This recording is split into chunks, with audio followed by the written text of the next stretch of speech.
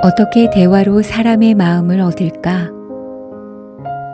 적을 만들지 않고 내 편을 만드는 대화의 기술. 상대에 대한 배려가 공감 대화의 핵심이다. 우리는 인간을 사회적 동물이라고 표현한다. 그것은 인간이 개인으로서 존재하고 있어도 혼자 유일한 존재로 있는 것이 아니라 끊임없이 타인과의 관계하에 존재하고 있다는 의미일 것이다. 나는 이 세상 모든 관계들을 가장 부드럽게 만들어주는 것이 바로 공감이라고 생각한다. 서로 다른 사람들 사이에서 깊은 이해와 소통을 할 수 있게 만들어주는 최고의 열쇠는 공감이다. 그래서 공감이 바탕이 된 소통이야말로 진정으로 너와 나의 의미 공유가 가능해지는 최고의 소통 방법이라고 생각한다. 공감은 너는 너, 나는 나가 아니라 우리는 하나라는 공감대를 바탕으로 다 같이 성장할 수 있도록 이끌어준다. 다른 사람을 공감할 수 있기 때문에 또한 다른 사람들에게 공감을 받을 수 있기 때문에 모두가 함께 더불어 사는 삶이 더욱 값지고 아름다운 것이다. 명상록의 저자인 마르쿠스 아울렐리우스는 다른 사람의 속마음으로 들어가라. 그리고 다른 사람이 당신의 속마음으로 들어오게 하라고 말했다. 그렇다. 이것이 바로 진정한 공감이다. 다른 사람의 마음속으로 들어가 그를 온전히 이해하는 것. 현재 나는 의사와 변호사를 전문적으로 교육하는 커뮤니케이션 연구소를 운영하고 있는데 교육 과정에서 가장 심혈을 기울이는 부분 역시 공감이다. 상대에 대한 공감이 바탕에 깔리지 않고서는 진정한 소통이 힘들기 때문이다. 그래서일까? 실제로 내 연구소에서 교육받은 의사 선생님들은 예전에 비해 환자의 아픔과 어려움을 훨씬 잘 이해할 수 있게 되었다는 이야기를 한다. 공감 능력 역시 노력할수록 좋아지는 것 같다고 하면서 예전 같으면 환자가 아픔을 호소해도 언제부터 아프셨죠? 이런 식으로 환자의 감정에 반응하기보다는 본격적인 문진으로 들어가는 것이 보통이었는데 이제는 자연스럽게 환자의 감정에 반응하게 되었다고 한다.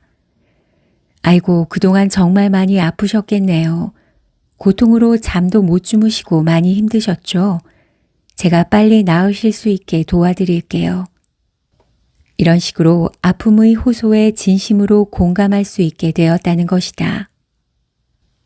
내 앞의 상대와 입장을 바꿔 생각하며 그의 감정을 이해하려고 노력하다 보니 자연스럽게 상대의 감정에 반응하게 된다는 것이다. 특히 상대의 성향이나 특성, 요구에 맞는 공감 대화를 할 수 있게 된 것은 그동안 소통이 힘들었던 까다로운 환자, 불만을 제기하는 환자들과의 소통에 큰 도움이 된다고 한다. 그렇다. 공감 대화는 원인과 결과, 옳고 그름을 따지는 논리적 대화가 아니라 현재 상대의 마음을 있는 그대로 읽어주며 이해해주는 대화다. 정말 많이 힘들었겠다. 굉장히 좋았겠다. 진짜 자랑스러웠겠다. 너무 괴로웠겠다 식으로 언어와 비언어를 통해 상대의 속마음을 읽고 이해하려고 노력하는 것이다. 그런 면에서 상대의 이야기를 제대로 경청하는 것은 공감 대화에서 매우 중요한 부분이다. 상대의 말뜻을 혹시라도 잘못 받아들이게 되면 제대로 공감하기가 힘들기 때문이다.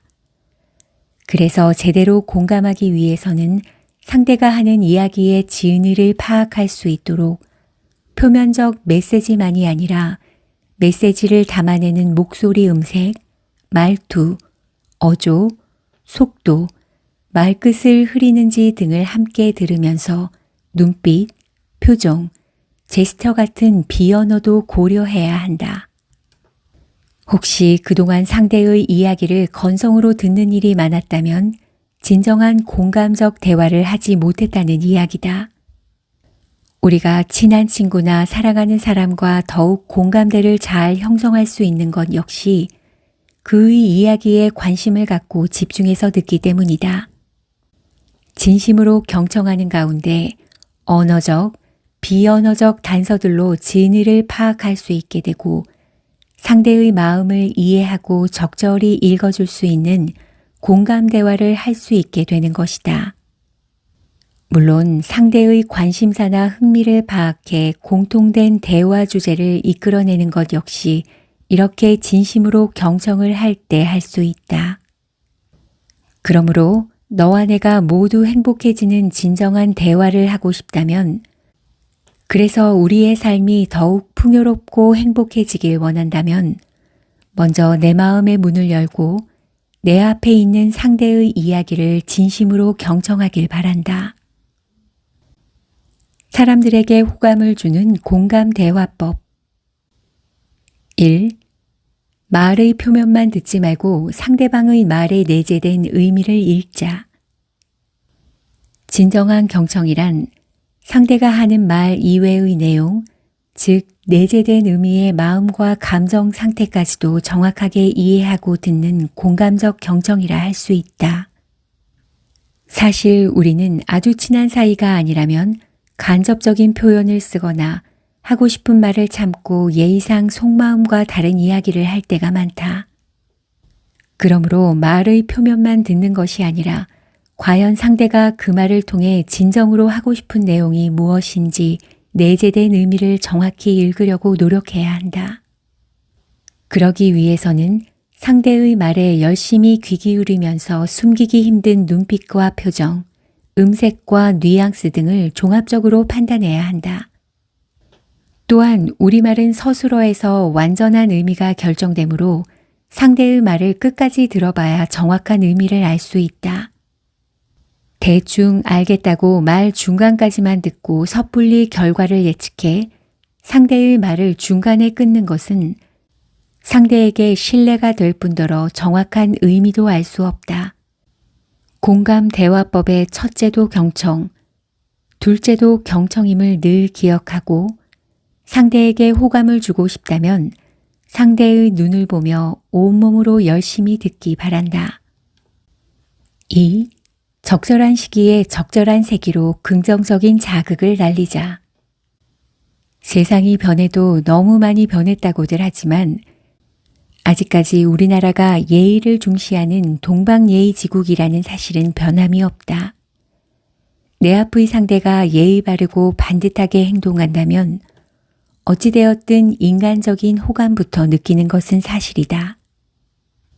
그러므로 누구에게나 좋은 감정을 주는 사람이 되고 싶다면 단정한 복장을 하고 공손하며 예의 바른 모습을 보이도록 노력할 필요가 있다.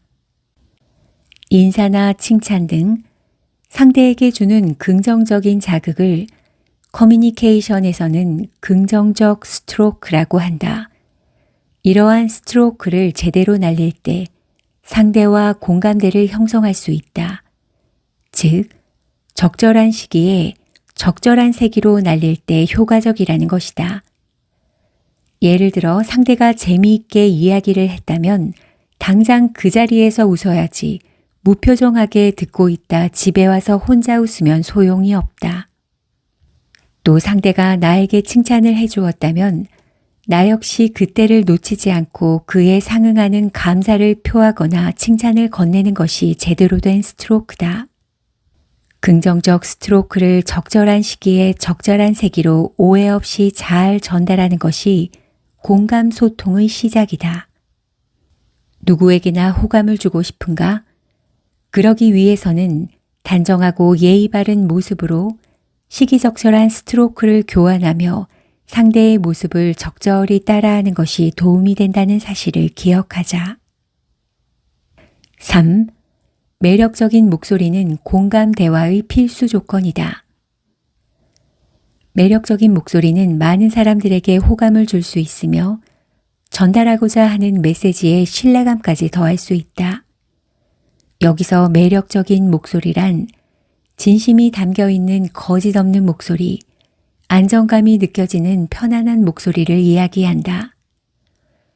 매력적인 목소리는 마음을 표현하거나 상대의 감정을 읽어주는 공감 대화를 하는데 상당히 큰 도움이 된다. 특히 매력적인 목소리는 선천적으로 타고나는 것보다 긍정적 마인드와 여유로움이 밑바탕이 되어 후천적으로 만들어지는 경우가 많은 만큼 누구든지 매력적인 목소리를 가질 수 있다는 점에 주목할 필요가 있다. 실제로 커뮤니케이션 연구소에서 교육을 진행하다 보면 발음이나 말의 속도, 메시지 구성 등은 단시간에 확연히 좋아지는 사람들이 많다. 또한 긍정적인 마음일 때 밝고 긍정적인 음색이 나오고 어둡고 부정적인 마음일 때에는 어둡고 부정적인 음색이 나온다. 그러므로 좋은 목소리를 내기 위해 발성 연습을 하기 전에 스스로 마인드 컨트롤을 하며 늘 긍정적인 마음, 감사하는 마음을 가지려고 노력하는 것이 음색을 매력적으로 만드는 가장 중요한 방법이다. 공감을 이끄는 매력적인 목소리를 만들고자 한다면 일단 현재 내 자신의 마음 상태부터 조절할 수 있는 내공을 쌓아야 한다. 목소리가 인생을 바꾼다는 말까지 있다. 많은 사람들이 아름다운 외모를 위해서는 노력과 투자를 아끼지 않으면서 목소리는 좋지 않아도 크게 의식하지 않는 것 같아 커뮤니케이션 전문가로서 안타까울 때가 많다. 목소리의 중요성은 아무리 강조해도 지나치지 않다. 특히 공감 대화에 있어서는 타임, 플레이스, 오케이션에 맞는 목소리를 내는 것은 선택이 아닌 필수다.